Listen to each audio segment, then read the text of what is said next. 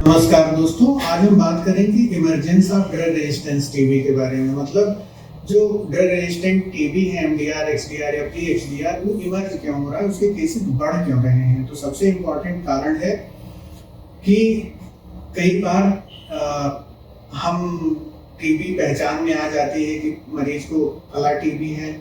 अब यह भी पता चल जाता है कि ड्रग सेंसिटिव है जब उसकी दवाई प्रेस्क्राइब की जाती है, क्योंकि टीबी की दवाओं के कई बार कुछ साइड इफेक्ट्स होते हैं। तो कई बार लोग पूरी तरह से दवाओं को ठीक से नहीं लेते और बीच में छोड़ देते हैं, या कुछ साइड इफेक्ट्स आते हैं तो डॉक्टर से संपर्क करने की जगह उसको बंद कर देते हैं। कई बार ऐसा होता है कि वह दवाई प्रॉपर डोज में नहीं मिली होती है, प्रॉपर ड्यूरेशन के लिए नहीं मिली होती है, या बीच में बार बार ब्रेक हो रही होती है। यह एक बहुत इम्पॉर्टेंट कारण है। इसीलिए भारत सरकार ने टीबी के उन्मूलन के लिए प्रोग्राम भी लॉन्च किया है। सरकारी सेंटर्स में फ्री में दवाएं अवेलेबल हैं, ताकि कॉस्ट के पर्सपेक्टिव से उसकी वजह से, पैसे की कमी की वजह से किसी को टीबी की दवा से वंचित ना किया जाए।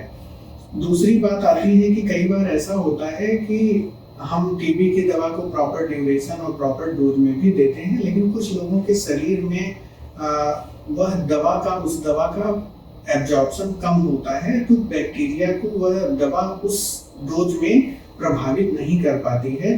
तो इस वजह से भी ड्रग रेजिस्टेंट टीबी का इमरजेंस हो सकता है, या जो आपकी ड्रग सेंसिटिव टीबी है उसी को ठीक होने में अधिक समय लग सकता है। इसके अलावा फिजिशियंस को यह चीज़ बहुत इम्पॉर्टेंट है कि ध्यान रखना चाहिए। आज के ज़माने में हमारे देश में लिवोफ्लॉक्सासिन, मॉक्सीफ्लॉक्सासिन, ओफ्लॉक्सासिन, इस तरह की दवाएं ओवर द काउंटर अवेलेबल हैं। आप जाकर के मेडिकल स्टोर पे मांगेंगे तो कोई भी ऐसे ही आपको उठा के दे देगा। ये दवाएं एंटी ट्यूबरकुलर हैं, और जैसा कि मैंने बात की थी कि अगर रिफैम्पिसिन और आइसोनियाजिड से रेजिस्टेंट बैक्टीरिया है और उसमें एक पिनोलोन से भी रेजिस्टेंट हो गया, तो वह पीएचडीआर हो गया। मतलब कि आप सोचिए कि आइसोनियाजिड और रिफैम्पिसिन के बाद one of the most important anti tubercular drug fluoroquinolones है, लिवोफ्लॉक्सासिन, मॉक्सीफ्लॉक्सासिन, इस तरह की दवाएं। तो इस चीज का फिजिशियंस को ध्यान रखना चाहिए कि क्विनोलोन्स और उनमें स्पेशली लिवोफ्लॉक्सासिन, मॉक्सीफ्लॉक्सासिन, ओफ्लॉक्सासिन, इनको इनएडवर्टेंटली यूज नहीं करना चाहिए। उनको as a last resort use करना चाहिए। अगर आपके पास और ऑप्शंस अवेलेबल हैं तो उनको चूज करना चाहिए प्रेफरेबली। और ये भी चीज ध्यान रखी जानी चाहिए कि अगर हम ये दवाएं देते हैं तो हम कम से कम सिम्टोमेटोलॉजी के बेसिस पे एक्सरे देख करके मरीज को स्क्रीन कर लें कि इस मरीज को टीबी तो नहीं है। अगर मरीज को टीबी है, उसको आपने टीबी की दवा नहीं दी है पूरी, जो कि 4-5 दवाओं का कॉम्बिनेशन उसमें चलता है, उसको नहीं दिया है, केवल लिवोफ्लॉक्सासिन दे दिया, उसने 1 हफ्ता खाया, तो चांसेस होते हैं कि कुछ बैक्टीरिया लिवोफ्लॉक्सासिन से रेजिस्टेंट हो जाएंगे, और बाद में अगर मरीज को लिवोफ्लॉक्सासिन की जरूरत टीबी के लिए पड़ी तो वह उससे क्योर नहीं होंगे। यही सेम प्रॉब्लम लाइनेजोलिड के साथ है। लाइनेजोलिड भी मैंने देखा है कि बहुत ही फ्रीक्वेंटली यूज होने लगा है नॉर्मल बैक्टीरियल इन्फेक्शंस को ट्रीट करने के लिए। लेकिन हमें यह चीज समझनी होगी कि यह भी टीबी की एक first line class a drug है। फर्स्ट लाइन तो नहीं, लेकिन क्लास ए ड्रग है। यानी कि जब हम ड्रग रेजिस्टेंट टीबी की बात करते हैं तो उसमें जो महत्वपूर्ण दवाइयों की सूची में अग्रणी है लिवोफ्लॉक्सासिन या मॉक्सीफ्लॉक्सासिन के साथ लाइनेजुलिड और बेटाक्विलिन।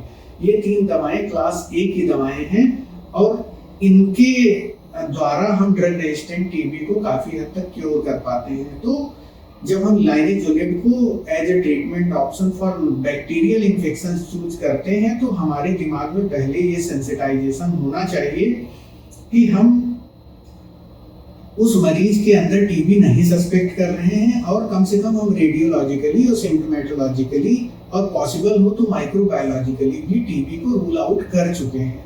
तो ऐसे केसेस में जो है हम लाइनेजुलिड को एज एंटीबैक्टीरियल थेरेपी इस्तेमाल करते हैं। अदरवाइज हम उसको अवॉइड ही करें तो बेहतर है। उसके अलावा भी और ऑप्शंस अवेलेबल हैं। तो यहाँ पे जब ड्रग रेजिस्टेंट टीबी के इमरजेंस की बात आती है तो यहाँ पे फिजिशियन की भी जिम्मेदारी बनती है जो उसको ट्रीट कर रहा है। मरीज की भी जिम्मेदारी बनती है और परिवारजनों की भी जिम्मेदारी बनती है। फिजिशियन की जिम्मेदारी ये बनती है कि मरीज को वह प्रॉपरली सही डोज में साइड इफेक्ट्स को मॉनिटर करते हुए प्रॉपर दवाएं दे। अनावश्यक तौर पे लिवोफ्लॉक्सासिन और लाइनेजुलिड जैसी दवाएं जो कि बहुत प्रीसियस हैं टीबी के ट्रीटमेंट में, उनको वेस्ट ना किया जाए। और जब आप पेशेंट को ट्रीट करते हैं तो उसका एक प्रॉपर फॉलोअप के लिए उसको एडवाइस करें और उसको शुरू में ही बताएं कि टीबी की दवा से ये साइड इफेक्ट्स हो सकते हैं, अगर यह प्रॉब्लम होती है तो आपको वापस आना है, दवाई बंद करके घर पे नहीं रह जाना है, ताकि उस दवा के जो ट्रीटमेंट का जो प्रोटोकॉल है उसको अकॉर्डिंगली चेंज करके कंप्लीट टीबी का ट्रीटमेंट दिया जा सके। दूसरा ये है कि पेशेंट्स को भी ये रिस्पॉन्सिबिलिटी लेनी चाहिए कि वो जो दवाई प्रिस्क्राइब की गई है उसको प्रॉपरली खाए, और अगर वह जो है कोई साइड इफेक्ट एक्सपीरियंस करता है तो अपने फिजिशियन से मिले। इन केस अगर आपको कोई कंफ्यूजन है तो आप जो रीजनल टीबी सेंटर्स हैं, जो डिस्ट्रिक्ट टीबी सेंटर्स हैं, वहाँ पे जो गवर्नमेंट सेंटर्स हैं वहाँ पे भी संपर्क कर सकते हैं। और परिवार के लोगों को भी यह चीज़ ध्यान रखनी चाहिए कि उनके जो परिवारीजन हैं अगर वो टीबी से ग्रस्त है तो उनका प्रॉपर आइसोलेशन और उस टीबी के ट्रांसमिशन के लिए जो प्रिवेंटिव मेथड्स हैं उनको प्रैक्टिस करें, और इस चीज़ का ध्यान दें कि उनके घर में जो मरीज है वो टीबी की प्रॉपरली दवा ले रहे हैं। अगले वीडियो में हम टीबी के फैलाव को रोकने के बारे में ही बात